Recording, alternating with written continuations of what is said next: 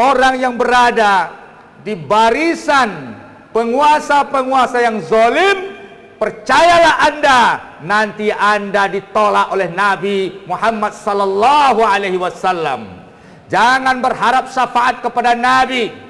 Jangan berharap nanti Nabi membela kalian. Inilah fenomena yang akan dilewati oleh umat Islam. Di antaranya munculnya penguasa-penguasa yang zalim, dan kemudian mereka itu, kata Rasulullah sallallahu alaihi wasallam, diistilahkan umara sufaha, tidak pakai hidayah Nabi, tidak pakai sunnah, bahkan anti Islam, bahkan anti ulama, yang kemudian dan suka dengan uang umat Islam. Khutbah kita pada hari ini tentang fikih syiasah asy-syar'iyyah. Maka sidang jemaah Jumat yang dirahmati Allah, di antara fikih syiasah syar'iyyah, hukum ketaatan kepada pemimpin-pemimpin yang zalim, sikap rakyat kepada ra'i az-zalim, kepada pemimpin yang zalim. Salah satu fenomena kehidupan yang akan dilalui oleh umat Islam adalah munculnya para pemimpin yang zalim. Itu berdasarkan hadis Rasulullah sallallahu alaihi wasallam dalam kitab Targhib wa Tarhib, di mana di sini dikatakan oleh Rasulullah sallallahu alaihi wasallam dari Jabir bin Abdullah, anna Nabi sallallahu alaihi wasallam, Nabi sallallahu alaihi wasallam qala li Ka'ab bin Ujrah, dia berkata kepada Ka'ab bin Ujrah, a'azakallahu min imaratis sufaha, semoga Allah melindungimu dari penguasa sufaha. Sufaha orang bodoh tolol jadi penguasa, orang yang tidak kapabel jadi penguasa. Dia tidak kapabel, tidak punya kemampuan, tapi dia punya nafsu besar untuk berkuasa. Maka imaratus sufaha. Ka'ab bin Ujrah bertanya, wa ma imaratus sufaha, apa itu imarah sufaha? Umara, para penguasa, pejabat-pejabat, yakununa ba'di, nanti akan muncul setelahku, kata Rasulullah, la yahtaduna bihadi, tidak mengambil petunjuk hidayahku, wala yastannuna bisunnati, tidak melaksanakan sunnah-sunnahku, tidak berhukum dengan syariat Nabi, tidak memimpin sesuai dengan sunnah-sunnah Nabi. Faman sadaqahum bikadzibihim, siapa saja yang membenarkan mereka, menyokong mereka dengan dusta-dusta mereka, wa anahum ala zulmihim, dia bantu umara sufaha tadi, penguasa-penguasa yang bohong tadi, dengan melaksanakan kezoliman-kezolimannya, dibantu, dan dibantu dia berbuat bohong dan berbuat zalim, faulaika laisu minni, orang-orang itu walaupun dia ulama, walaupun dia soleh, walaupun dia pejabat hebat segala macamnya, falaisu minni, bukan umatku, walastu minhum, aku bukan nabinya. Maka orang yang berada di barisan penguasa-penguasa yang zalim, percayalah Anda, nanti Anda ditolak oleh Nabi Muhammad sallallahu alaihi wasallam. Jangan berharap syafaat kepada Nabi. Jangan berharap nanti Nabi membela kalian. Tidak, sidang jemaah yang dirahmati Allah. Falaisu minni, yang membenarkan kebohongan penguasa zalim, membantu kezolimannya, falaisu minni, aku, mereka bukan umatku, walastu minhum, aku bukan nabi mereka. Wala yariduna alaihil haudi, dan dia tidak akan menemuiku nanti di telagaku. Nanti semua orang berharap mencicipi air telaga Rasulullah sallallahu alaihi wasallam. Siapa yang berhasil meminumnya, lega di padang mahsyar, hilang panasnya padang mahsyar, dan hilang haus dan lapar di padang mahsyar. Maka sidang jemaah, dia nanti tidak akan bisa datang kepada telagaku, kata Rasulullah. Sidang jemaah, hati-hati dalam kehidupan ini. Sesaat penderitaannya panjang. Wa man lam yusaddiquhum bikadibihim, siapa yang tidak membenarkan dusta-dusta mereka, walam yu'inhum ala zulmihim, tidak membantu kezoliman-kezoliman mereka, faulaika minni wa ana minhum, maka dia adalah umatku dan aku nabi mereka. Dan inilah riwayat sidang jemaah yang dirahmati Allah, yang diriwayatkan oleh Rasulullah SAW, diriwayatkan oleh Imam Ahmad. Riwayat ini sahih, dan riwayat ini sidang jemaah disampaikan kepada Imam Ahmad ketika ditanya oleh penjaga penjara. Ketika dia bertanya, apakah si penjaga penjara ketika ikut memasukkan Imam Ahmad ke dalam penjara, memenjarakan ulama, dia berlaku zalim apa tidak? Dia tanya ke sahih hadis tentang orang zalim, dibacakanlah hadis ini oleh Imam Ahmad kepada sipir penjara. Sidang jemaah Jumat yang dirahmati Allah, inilah fenomena yang akan dilewati oleh umat Islam. Di antaranya munculnya penguasa-penguasa yang zalim, dan kemudian mereka itu, kata Rasulullah SAW, diistilahkan umara sufaha, tidak pakai hidayah Nabi, tidak pakai sunnah, bahkan anti Islam, bahkan anti ulama, yang kemudian dan suka dengan uang umat Islam. Sidang jemaah Jumat yang dirahmati Allah, bagaimana sikap rakyat kepada penguasa yang zalim? Maka di antara yang dibolehkan adalah mendoakan mereka.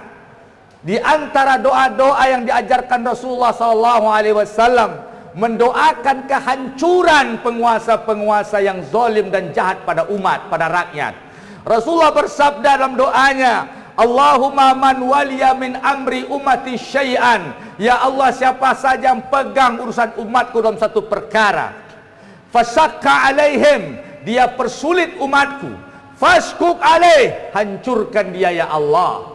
Ini doa Nabi SAW, bahwasanya dalam fikihnya rakyat bisa mendoakan penguasa-penguasa yang jahat, yaitu faskuk alaih, ya Allah, hancurkan dia kalau dia menyusahkan umat. Tapi kalau pemimpin kita baik, tidak boleh kita doakan Allahumma man waliya min amri ummati syai'an, ya Allah, jika ada di antara umatku yang pegang urusan amanah umatku dalam suatu perkara, siapa saja yang pegang perkara umatku, walaupun satu perkara, farafiqa bihim, dia baik kepada umatku, farfuq bih, jaga dia ya Allah. Jadi dua doa, yang zalim didoakan hancur, yang baik didoakan terjaga. Ini ajaran dari Rasulullah SAW tentang fikih, bagaimana hukumnya menyikapi penguasa-penguasa yang zalim. Mudah-mudahan saja di Indonesia tidak ada penguasa yang zalim. Sidang jemaah Jumat yang dirahmati Allah, Rasulullah juga bersabda, tapi saya tambahkan doa, bagaimana berhadapan dengan penguasa yang zalim. Kita takut dengan kejahatannya. Ada doa dalam hadis sahih, di antara doa yang dibaca ketika kita berurusan dengan mereka, Allahumma rabbus samawati sab'i, ya Allah, Rabb langit yang 7 lapis, wa rabbul arsil azim, Rabb penguasa aras yang azim, kun li jaran min fulani bin fulan wa atba'ihi min khalqika minal jinni wal ins, ya Allah, jadilah engkau pelindung dari kejahatan, pelindungku dari kejahatan si fulan, anak si fulan, dan para pengikutnya dari makhlukmu, minal jinni wal ins, dari kalangan jin dan manusia, ayyafruta alayya ahadum minhum au ayyatara, lindungi aku jika seandainya salah seorang di antara mereka ingin menganiayaku dan berbuat zalim kepadaku. Izzujaruk, ya Allah, betapa azun jaruk, betapa agungnya perlindungan engkau, wa jalla sana'uk, dan betapa agungnya ya Allah sana'uk, pujian untukmu. La ilaha illa anta, tidak ada ilah melainkan engkau ya Allah. Ini doa dibaca ketika antum berhadapan dengan orang-orang yang zalim. Dalam hadis Rasulullah sallallahu alaihi wasallam banyak nasihat Nabi. Kata Rasulullah sallallahu alaihi wasallam, di antara fikihnya tadi dilarang kita menyokong kezalimannya, membenarkan dustanya. Berikutnya yang ketiga, jangan mendekati pintu-pintu mereka. Man bada jafan, siapa yang hidup cara badui dia akan kasar, dia akan menjadi orang yang barbar. Wa man tabi'as sayda ghafala, siapa yang sibuk berburu dia akan lalai. Wa man ata abwabas sultan, siapa yang datang ke pintu-pintu penguasa, uftutina, dia akan tergoda. Wa mazdada abadun, tidaklah seorang hamba menambah min sultani kurban, kedekatan dengan penguasa, illa zdada minallahi bu'dan, melainkan akan bertambah jauhnya dia dari Allah.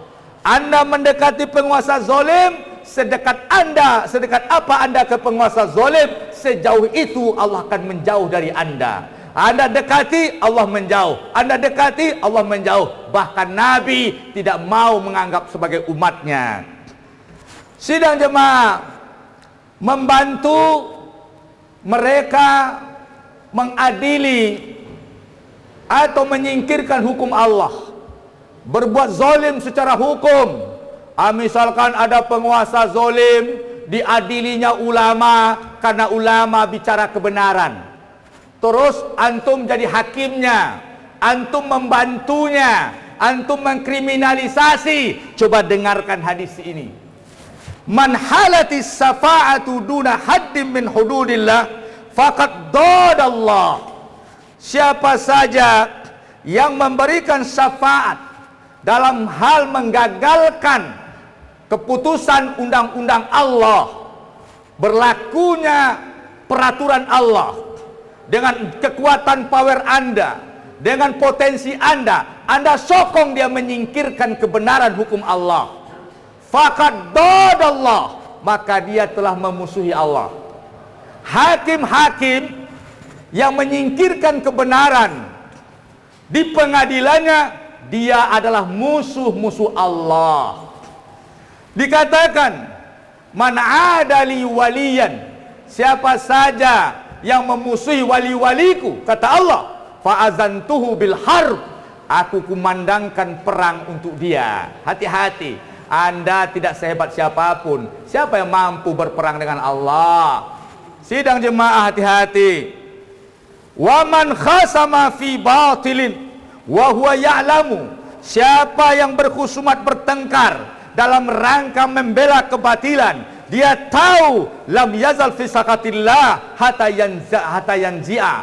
Siapa saja membela kebatilan dalam perdebatan, menegakkan bandang basah, memihak kepada kebatilan, maka dia dalam murka Allah sampai dia menghentikannya. Wa man qala fi mu'natin malai fi mu'min, wa man qala fi mu'min, siapa yang bicara tentang seorang mukmin, malaisa fihi, menuduh yang bukan dosa seorang mukmin, askanahullahu ridghatan jibhibal, dia nanti akan ditenggelamkan Allah dalam telaga nanah dan darah, hatta yakhruja mim maqal, sampai dia hentikan pembelaannya tersebut, tuduhannya kepada umat Islam, mengkriminalisasi umat Islam, menyatakan salah kepada umat Islam yang dia seorang mukmin. Kita kriminalisasi orang yang terlibat dalam kriminalisasi itu, mencelakai umat Islam, memfitnah umat Islam, nanti azabnya di dalam telaga nanah dan darah yang mendidih luar biasa. Sidang jemaah, Muawiyah pernah minta nasihat kepada Bunda Aisyah. Dia kirim surat kepada Bunda Aisyah, ya Ummul Mukminin, beri aku nasihat, tapi jangan terlalu panjang. Baik, kata Aisyah. Ditulis surat oleh Bunda Aisyah. Sami'tu Rasulullah sallallahu alaihi wasallam. Aku dengar Rasulullah bersabda, "Manil tamasa ridallaha bisakhatin nas." Siapa yang mencari redha Allah dengan tantangan kebencian manusia, mencari redha Allah, manusia benci pada kita, kafahullahu mu'natan nas, maka Allah akan membantunya dari kebencian manusia itu. Siapa yang mencari redha Allah dengan resiko kebencian manusia, maka Allah yang menyelamatkannya. Sidang jemaah, walaupun orang benci sedunia, tapi anda dapat redha Allah, maka anda mesti memilih redha Allah, walaupun semua orang tidak suka pada anda. Wa man iltamasa ridan nas, siapa yang mencari simpati manusia, redha manusia, sanjungan manusia, jempol manusia, like manusia, bisakhatillah, dengan murka Allah, wakalahu Allahu ilan nas, dia serahkan urusan anda nanti kepada manusia. Ketika anda melihat azab kubur, anda minta tolong sama Allah, cari manusia yang menyokong anda. Ketika anda nanti di padang mahsyar menjerit-jerit, cari manusia yang menyokong anda. Ketika anda dilempar ke neraka, minta taubat, minta ampun pada Allah, cari orang-orang yang menyokong anda. Ini sidang jemaah, saya bacakan hadis-hadis sahih. Jadi sidang jemaah yang dirahmati Allah, jangan hati-hati kita, ya, mencari sokongan demi politik, demi ini dan itu, maka anda akan berisiko. Hadis yang ada dua hadis sebagai penutup. Man lam yarham, man la yarham nas, la yarhamuhullah. Hadis Muslim. Pemimpin yang tidak menyenangi rakyatnya, Allah tidak akan menyenanginya. Pemimpin yang tidak mencintai rakyatnya, Allah tidak akan mencintainya. Pemimpin yang tidak memaafkan rakyatnya, Allah juga tidak akan mau mengampuni dosanya. Hadis sahih. Sidang jemaah, berikutnya riwayat Abi Daud. Ciri-ciri pemimpin yang baik dan buruk. Bagaimana Allah melihat pemimpin itu? Allah beri tanda pada kita. Apakah Allah ingin dia baik? Ada kebaikan di mata Allah terhadap dia atau tidak? Dengarkan hadis Abu Daud. Sahih. Idza aradallahu bil amiri khairan, jika Allah menginginkan kebaikan kepada seorang amir, pemimpin, presiden, ja'ala lahu waziru sidqin, maka Allah jadikan untuk dia menteri-menteri yang jujur. Jadi lihat, presiden yang dicintai Allah bisa dilihat dari menterinya. Siapa saja pemimpin yang Allah inginkan kebaikan kepadanya, Allah ingin dia baik, maka ja'alahu wazirus sidqin, dia Allah berikan kepada dia menteri yang jujur dan baik. Wa iza arada ghairu dzalik, jika Allah inginkan sebaliknya, Allah tidak suka sama dia, Allah benci sama dia, Allah tidak sayangi dia sebagai pemimpin atau presiden atau apa saja jabatannya, ja'ala lahu waziru su'in, Allah berikan kepada dia menteri-menteri yang buruk dan jahat dan pembohong. Iza nasiya in nasiya lam yuzakkirhu. Jika pemimpin itu lupa, menterinya tidak mau mengingatkan. Jika terpeleset presidennya, menterinya tidak mau mengingatkan.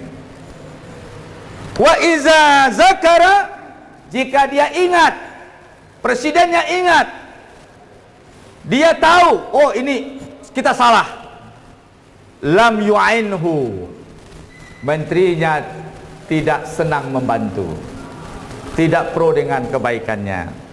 Hadis Abu Daud. Sidang jemaah yang dirahmati Allah, ini beberapa hadis sahih tentang sikap fikih, bagaimana menyikapi penguasa yang zalim. fa'tabiru ya ulil absar la'allakum turhamun.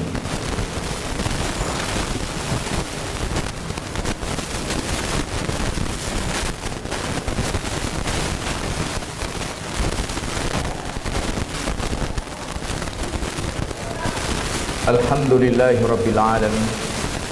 Asyhadu an la ilaha illallah wa asyhadu anna Muhammadar Rasulullah.